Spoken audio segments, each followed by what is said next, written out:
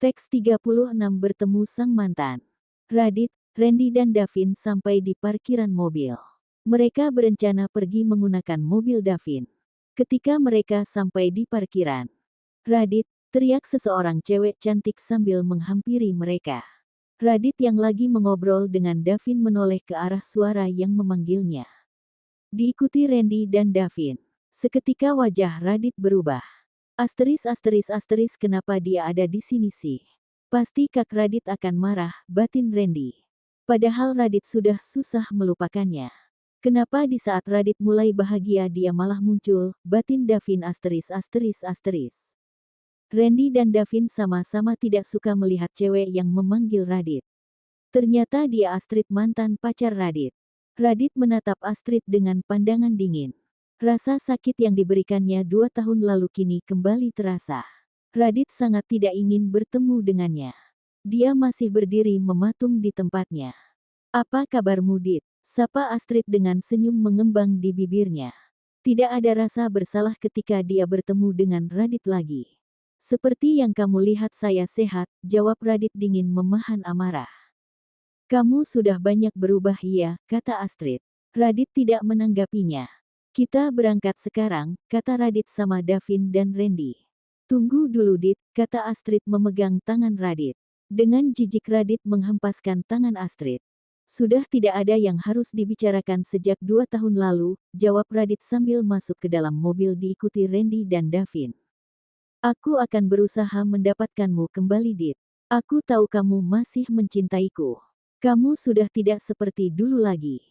Sekarang kamu tambah ganteng dan berharisma. Andai aku tahu kamu lebih kaya dari Kevin. Tidak mungkin aku selingkuh dengannya, batin Astrid. Dia pergi setelah mobil Radit meninggalkan parkiran rumah sakit. Sementara di dalam mobil Radit terlihat tidak baik. Suasana hatinya menjadi buruk ketika bertemu dengan Astrid. Ingin rasanya dia membunuh Astrid saat itu juga. Sepertinya meeting hari ini tidak akan berjalan lancar, bisik Davin. Semua gara-gara perempuan sialan itu. Kenapa dia harus muncul di hadapan Kak Radit, bisik Randy. Radit sebenarnya mendengar apa yang dibicarakan Davin dan Randy. Tapi dia memilih diam. Maaf Kak, sebenarnya semalam pas aku dan Angga kembali dari membeli kopi. Aku bertemu dia. Aku mau bilang sama kakak. Tapi melihat Kak Radit sedang kerja aku jadi ragu memberitahunya, jelas Randy. Dia bilang apa sama kamu? Tanya Radit menunjukkan tanda tidak suka ketika membicarakan Astrid. Tidak ada. Aku langsung pergi saja ketika dia mau bicara, jawab Randy. Apa yang dilakukannya di rumah sakit? Jangan sampai dia tahu kalau kita sedang menunggu Rania di rumah sakit. Bisa-bisa dia mengganggu Rania, kata Radit. Aku rasa kalaupun dia tahu, dia tidak akan berani mengganggu Rania, kata Davin. Tapi aku takut dia bicara yang macam-macam sama Rania, kata Radit. Ada kekhawatiran di wajahnya. Rania bukan orang yang mudah percaya dan mudah dibully, kata Davin meyakinkan Radit. Apa Angga juga ketemu dengannya, tanya Radit. Iya, tapi dia tidak tahu kalau Astrid mantan pacar kakak. Angga kira dia mantan aku, jawab Randy. Kita harus segera menyelesaikan meeting hari ini. Aku harus segera kembali ke rumah sakit untuk menjaga Rania, kata Radit. Rania banyak yang jaga. Anda tidak perlu cemas, kata Davin. Iya kak, pekerjaan di kantor masih banyak, jawab Randy. Kamu dan Davin ada. Kalian berdua yang menghandle semuanya, kata Radit lagi. Hah, jawab Davin dan Randy serentak. Mereka mengomel di dalam hati dengan keputusan Radit. Tapi yang lebih mereka takutkan meeting hari ini pasti Radit akan melampiaskan kemarahannya. Sementara di ruang rawat Rania, Rendra ingin mengatakan sesuatu samanya. Apa kepala kamu masih terasa sakit? Tanya Rendra. Dia duduk di samping tempat tidur Rania. Sudah agak baikan paman. Rania bosan tiduran terus, jawab Rania. Biar paman suruh Sisi menanyakan sama Dimas. Apa boleh kamu keluar berkeliling sebentar? Biar kamu tidak bosan, kata Rendra lagi. Iya, makasih paman, jawab Rania senang. Ada yang mau paman beritahu kepadamu, kata Rendra serius. Beritahu apa paman? Tanya Rania.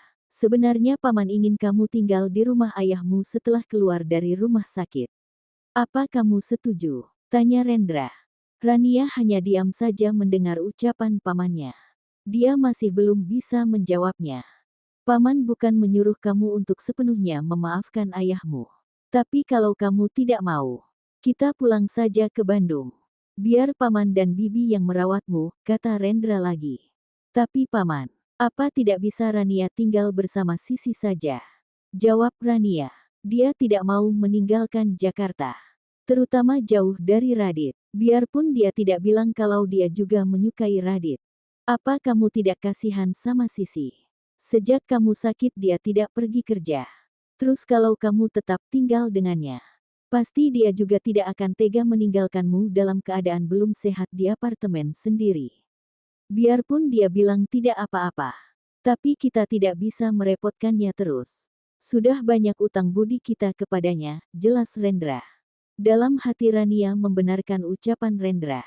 Biarpun Sisi sahabatnya, dia juga tidak enak hati terus merepotkan Sisi. Kalau kamu tidak ingin pulang ke Bandung, satu-satunya cara kamu harus tinggal di rumah ayahmu. Paman tahu kamu masih enggan tapi Nela bisa merawatmu dengan baik. Dia perempuan yang baik. Selama ini dia juga menjaga dan merawat kakekmu dengan penuh kasih sayang tanpa bantuan pembantu. Dia bilang ingin merasakan punya anak dengan merawatmu, jelas Rendra. Rania berpikir lebih baik dia tinggal di tempat Gunawan daripada pulang ke Bandung. Dengan begitu dia juga bisa mencari dalang yang menfitnah bunda dan pamannya. Iya, Rania tinggal di Jakarta saja. Di rumah orang itu, jawab Rania. Oke kalau begitu, paman bisa tenang balik ke Bandung nantinya, ucap Rendra sambil mengusap kepala Rania. Siangnya Rania dibawa Sisi keluar dengan kursi roda setelah mendapatkan izin dari Dimas. Rania sangat senang bisa keluar karena dia juga bosan beberapa hari ini tiduran saja. Apa kita ke taman rumah sakit aja? Tanya Sisi. Terserah kamu saja. Yang penting kita bisa berkeliling, kata Rania. Oke, jawab Sisi. Sisi kemudian mendorong kursi roda Rania. Ketika mereka mau menuju ke taman mereka bertemu Radit.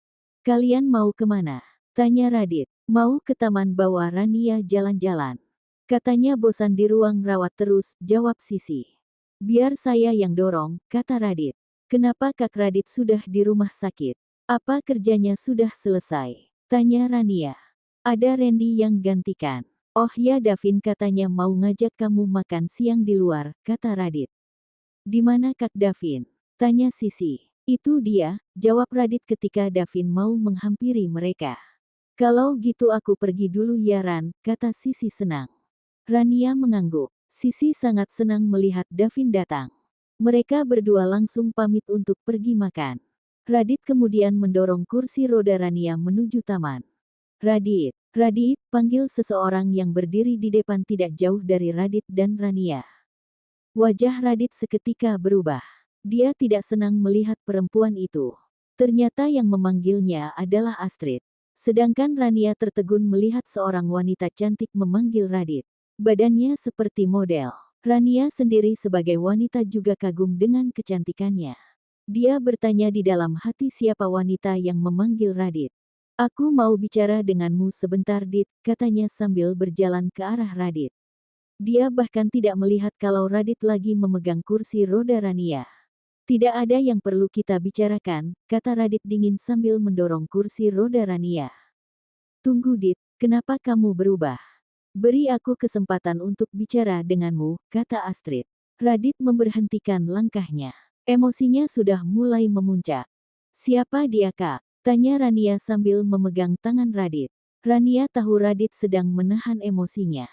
Bukan siapa-siapa, jawab Radit tersenyum melihat ke arah Rania. Apa kamu bilang Dit?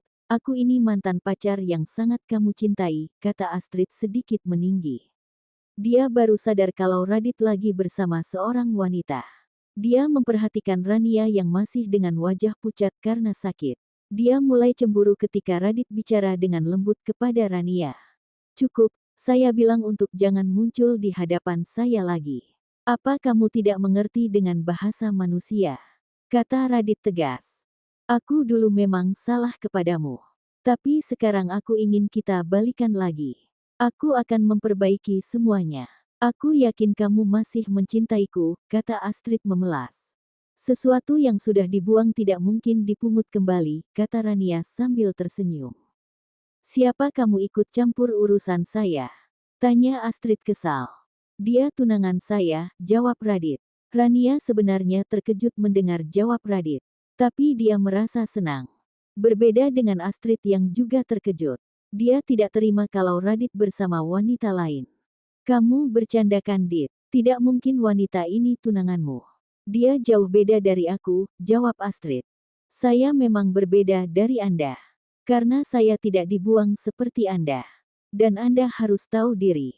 Ibarat kata sebuah tisu kotor kalau sudah dibuang pantang untuk diambil lagi.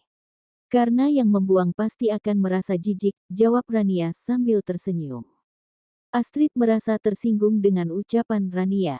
Dia ingin sekali menamparkan mulut Rania. Tapi dia tidak boleh marah.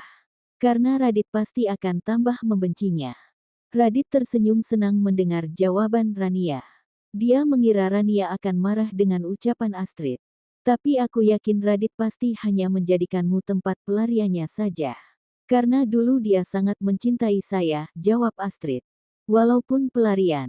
Tapi kalau Tuhan sudah menakdirkan dia untuk saya. Siapapun tidak bisa mengambilnya termasuk Anda.